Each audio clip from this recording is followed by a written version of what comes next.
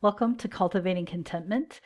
We are on week 5, day 5 of our study, and this week's topic has been the verdict. So we are wrapping up the week today. Our last verse for the week comes from Jonah. It finishes out what we've been talking about with Jonah. It is from chapter 4, verse 4. The Lord replied, "Is it right for you to be angry about this?" So my question for you to think about is, do you ever have Jonah days? So you've read what he was feeling, and I'm just curious to know if you've had days like that. And our last question for the week is, are we in the same boat as the Israelites? How often do we complain, revealing a forgetful, childish, selfish heart? Take a few moments and list some of the things that God has done in your life, leaving you with nothing to complain about. And so this is our week 5 wrap up.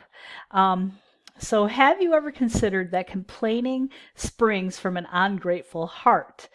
When you gripe about petty things, did you know you were complaining against God Himself? Confess to the Lord your shortcomings in this area of your life.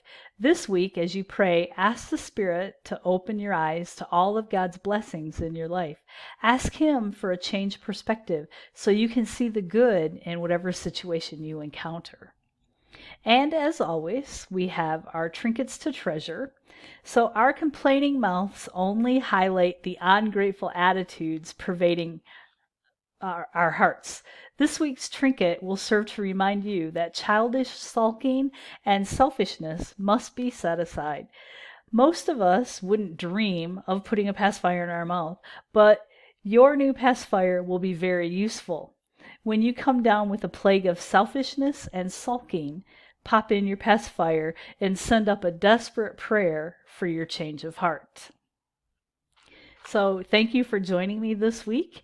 And next week's topic, let me look. I can't remember. Next week's topic is, what's the alternative? So we will start that on Monday. So have a great weekend. Stay safe and stay healthy, and blessings to you.